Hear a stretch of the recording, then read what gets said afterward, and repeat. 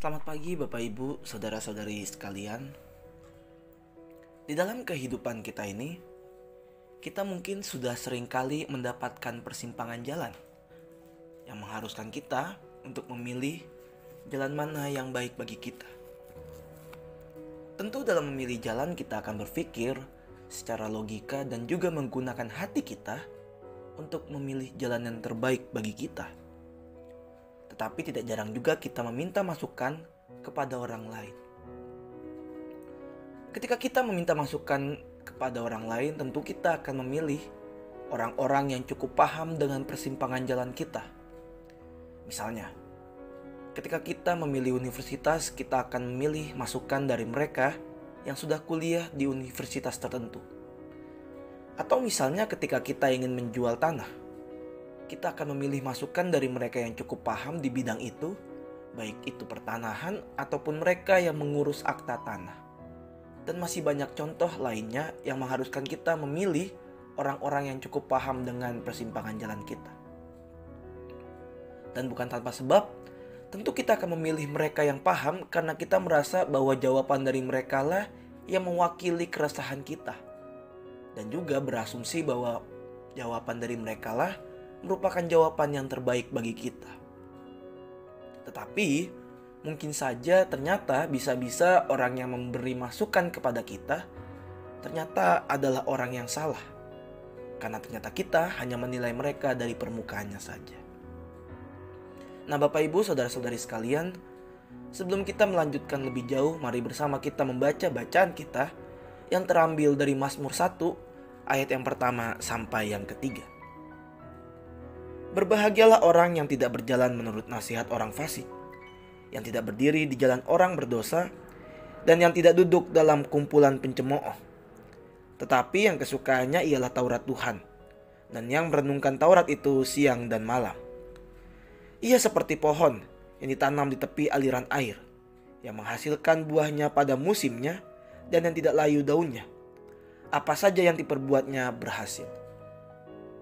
Bapak Ibu, saudara-saudari sekalian, Mazmur 1 sering digolongkan oleh para ahli sebagai sastra hikmat karena menggambarkan orang yang dianggap sempurna, yang integritasnya tidak mungkin dicapai oleh siapapun.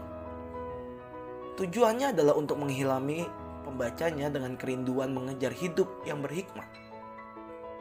Dalam perbedaan yang sangat tajam dengan gaya hidup berhikmat, Mazmur ini menggambarkan adanya arah yang lain, yaitu gaya hidup kumpulan pencemooh.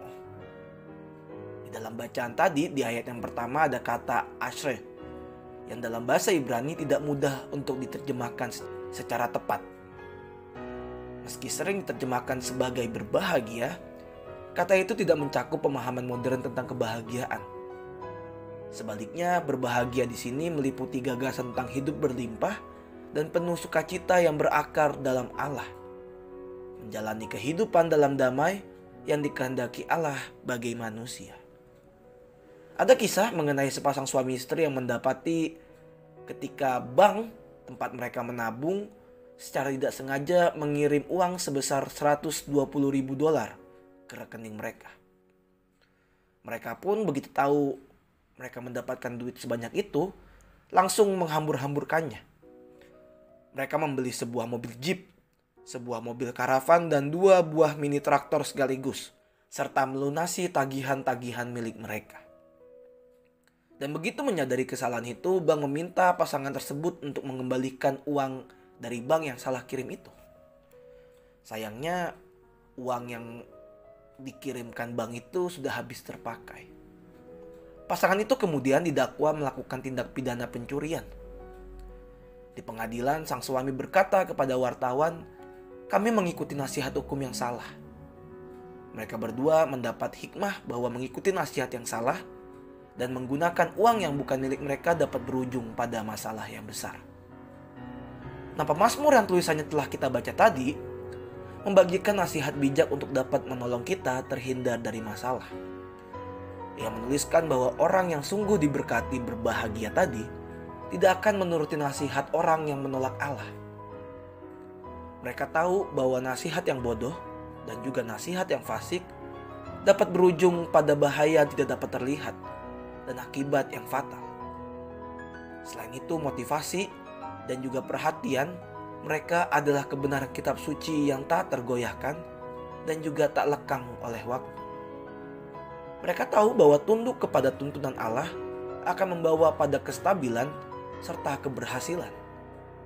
Dan ketika kita akan mengambil keputusan, baik itu keputusan yang kecil ataupun keputusan yang besar, entah dalam soal karir, keuangan, hubungan, pekerjaan, dan lain-lain, kita harus mencari hikmat dari Allah yang tentunya bisa kita dapati di dalam Alkitab. Kita juga harus mencari nasihat yang bijak dan juga meminta pimpinan dari Roh Kudus di dalam kehidupan kita saat kita ingin memilih jalan apa yang harus kita tempuh.